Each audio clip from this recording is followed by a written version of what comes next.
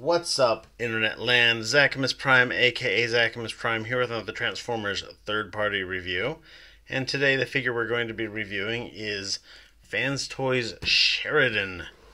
And there he is. And this is clearly not Warpath. I mean, you might think that it's Warpath.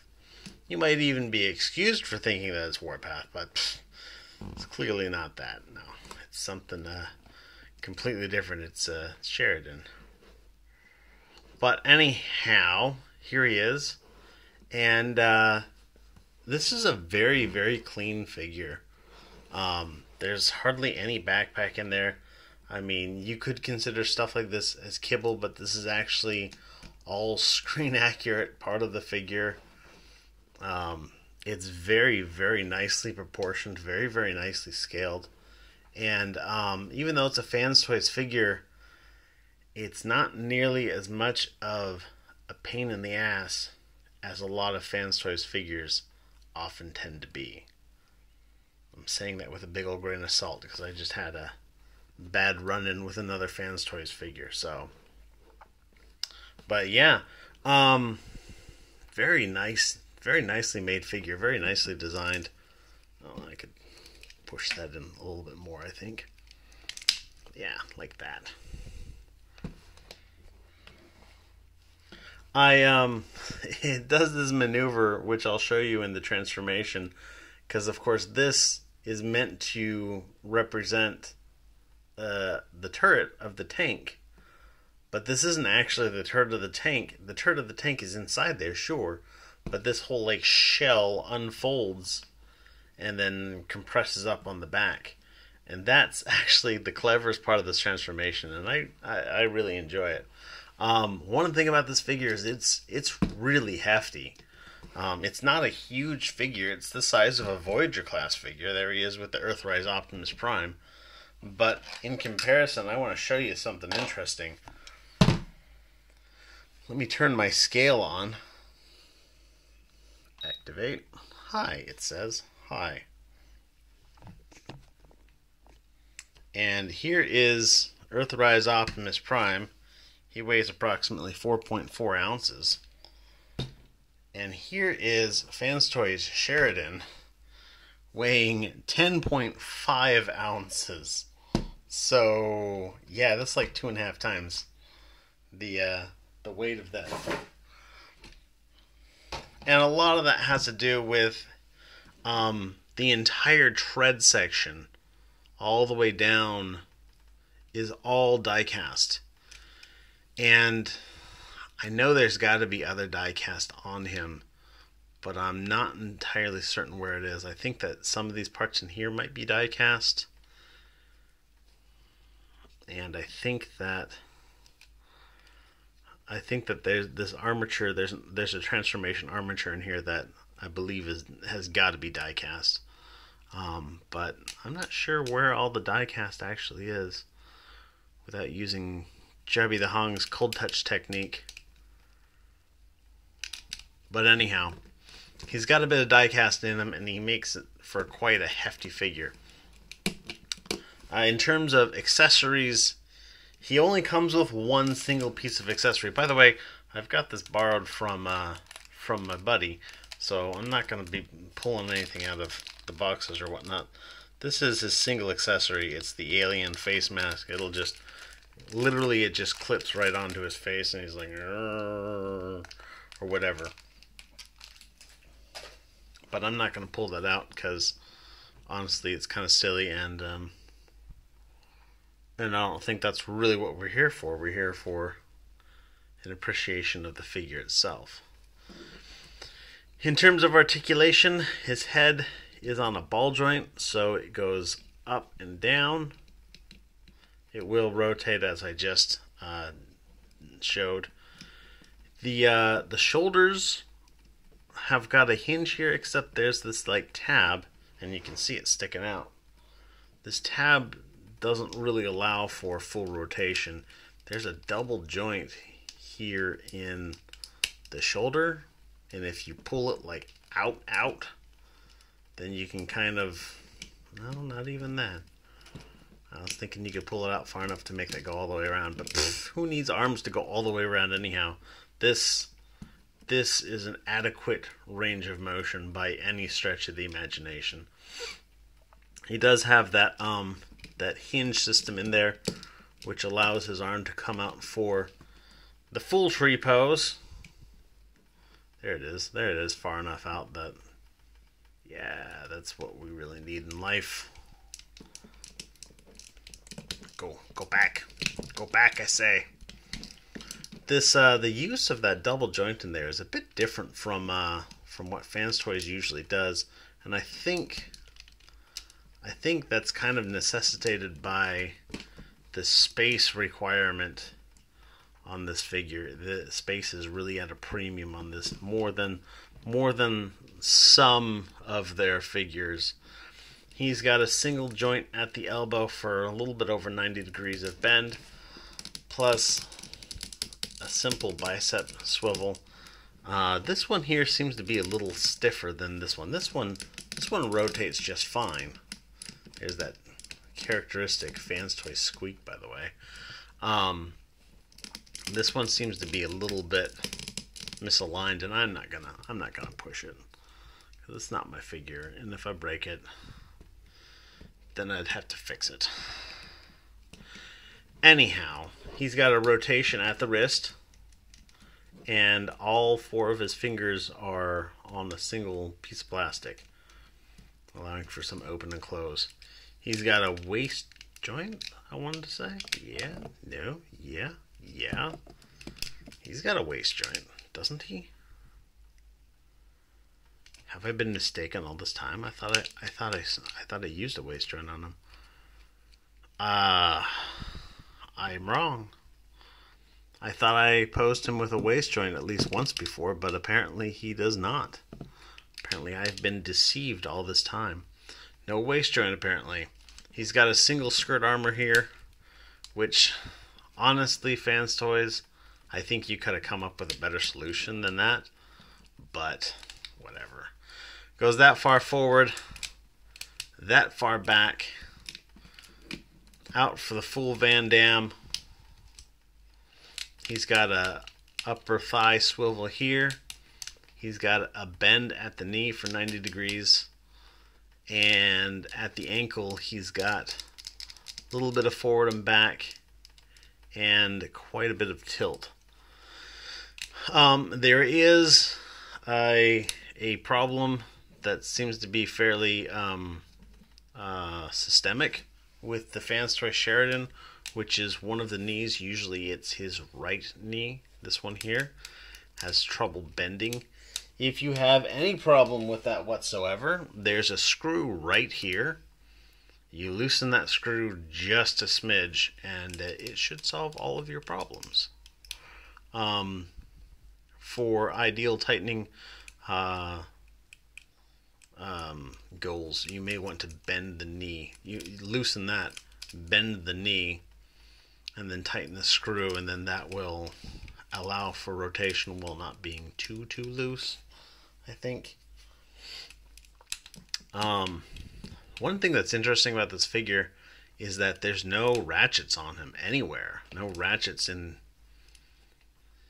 anywhere. And I think that, again, a ratchet joint takes up so much space, and it really does. If you look at the engineering of it, because you've got to have your clutch plates that stick onto each other, and then you've got to have a spring to provide the tension, and you've got to have caps to keep the spring in.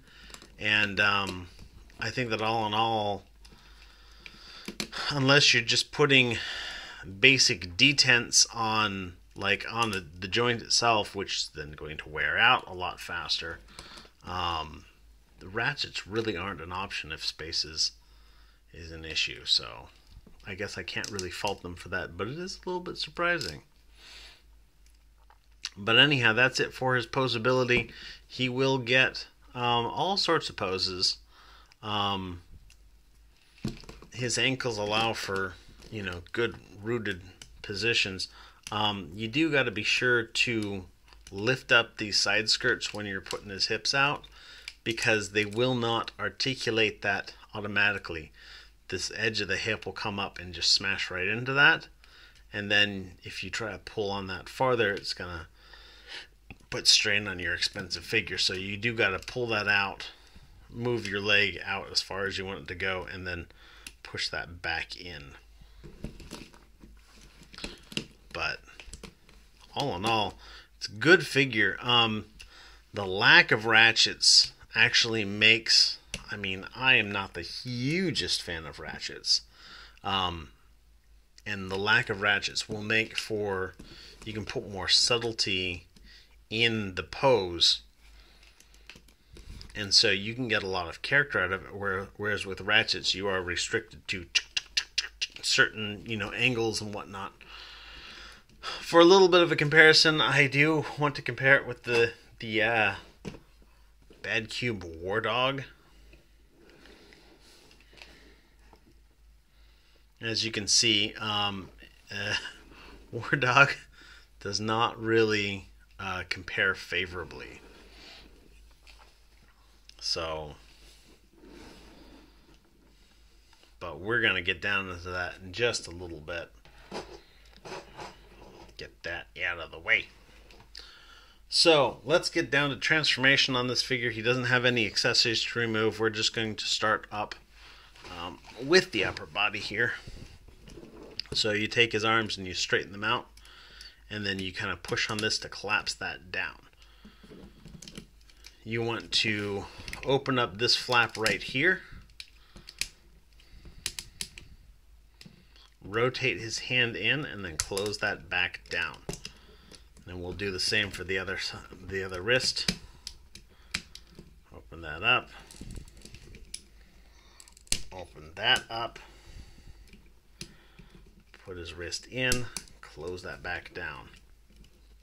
Now with both of these arms in their proper configuration, then you just kind of want to, really what I'm doing is I'm sticking my finger in right under here, kind of underneath this this swing arm here, and just kind of pulling up on it.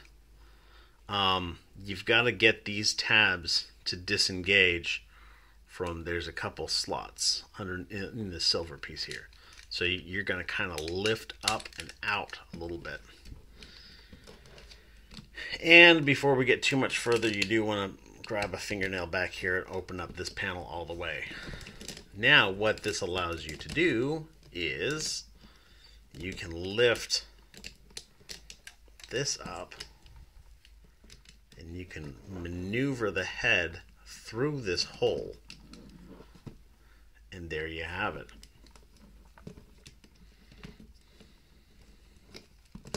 So with the body in this configuration, you then want to take this, push this up all the way. That'll give you space to move this around. And then you want to bring this down like so.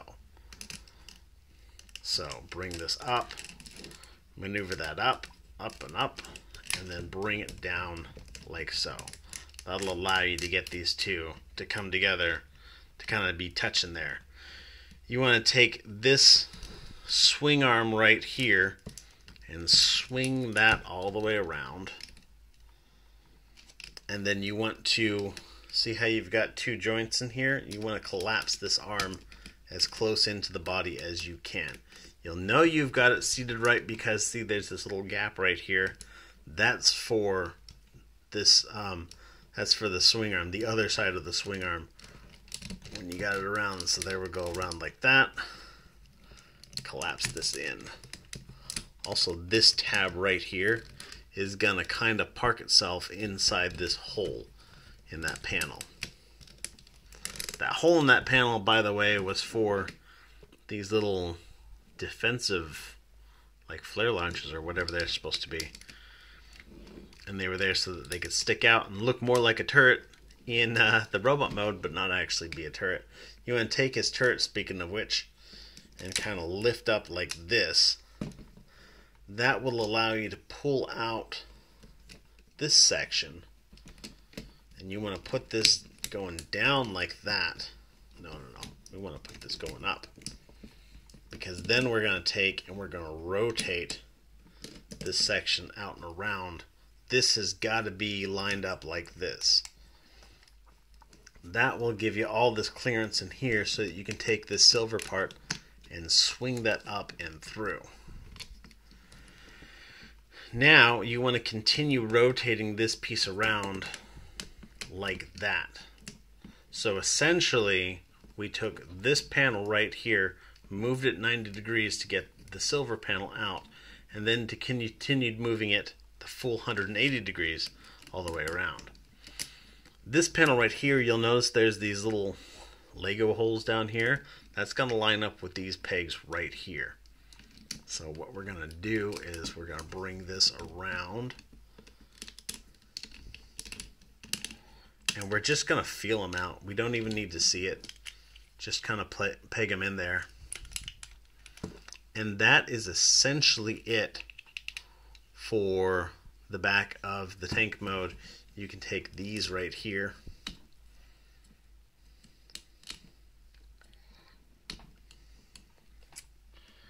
I'd hoped I didn't need a spudger for this. But I'll use a little pry tool to gently pry these up. There's 1 and 2. And these will come around and just kind of fit into those spots. Not really, but kind of. And then this panel right here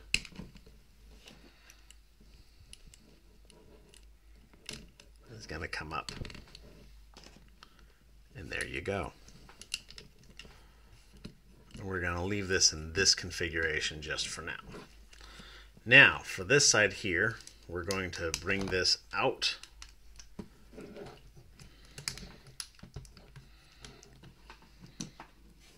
And then bring this out to get all of that sticking out. And now here we are basically done with the upper body. Now we're going to work on the lower body.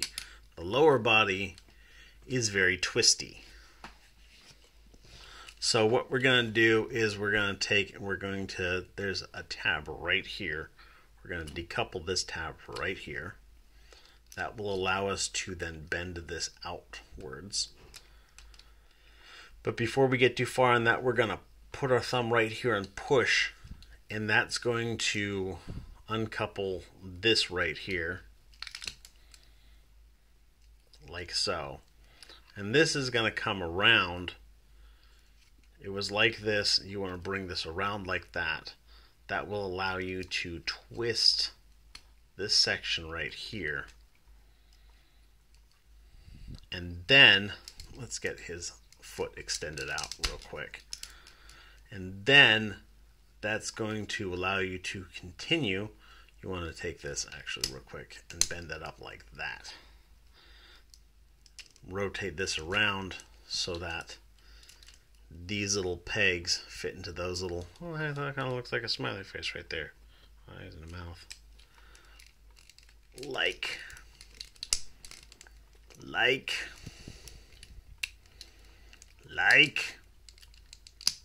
so. Yeah.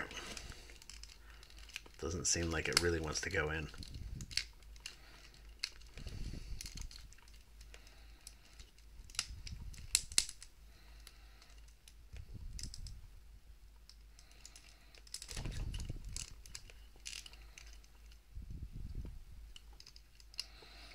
I do have some problems with this from time to time. I feel like there's a there we go. Ish. There we go. I feel like there's a clearance issue right here at the upper part of that tab. Anyhow, so this leg, oh, really? Apparently I wanted to twist that around and bend this up before I tab that in. There we go. So now his leg has been twisted around and gone up. We're going to take this. By the way, I really love this little move that it does here, where it just, this is it in foot mode, and then this is it in tank mode, and it just rotates around on this little parallel thing. I dig that a whole lot, actually. So we're going to take this and we're going to plug that in and make sure that the treads all line up. And then just kind of squeeze it all a bit. Take this little panel right here, fold that down. And there is one leg mostly done. Done enough that we're going to move on to the next leg. So again, we're going to take, let's just get his foot out of the way first thing. We're going to put our finger right here, and we're going to apply the pressure to, oh, come on, decouple this tab.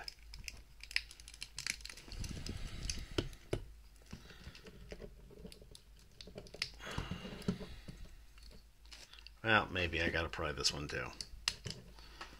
Gosh, that was really easy.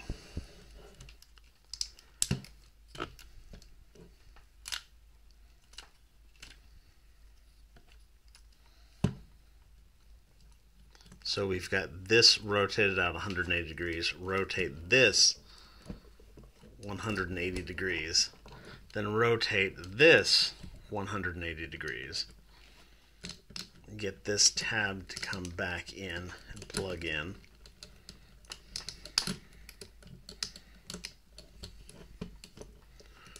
Pull this out just like before.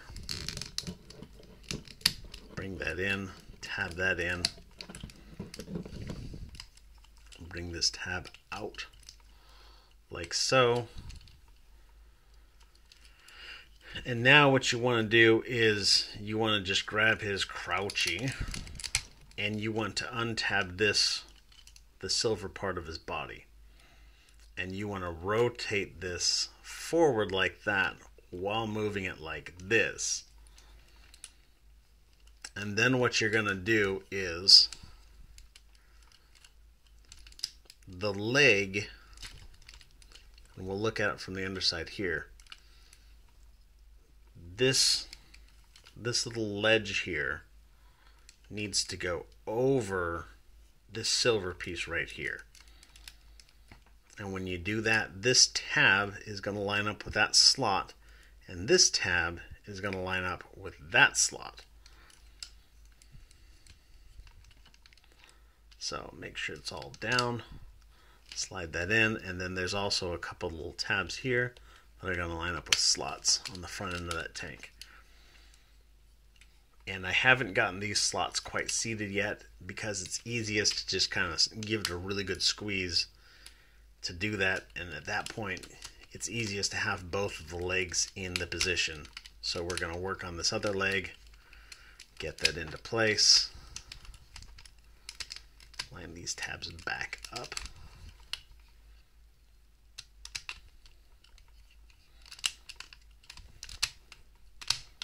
There we go. There's that squeezing. You want to make sure that these tabs, these are the ones that we undid to make this hinge, this knee hinge go sideways. You want to make sure that those are back down. You want to make sure that this panel seats in there. You want to make sure that these are folded in. And then you can take the bottom half of the tank and fold this in, and then it just all pegs together. Make sure that this is seated. Make sure that these are flush. You want to take his head, so he's got the ball joint here. You want to grab it at the base of his neck and rotate that 180 degrees and fold that down. Seat the turret, extend out his treads, and there he is, or his barrel. And there he is in his tank mode, and this tank mode is swanky. Like, this is a really well done tank.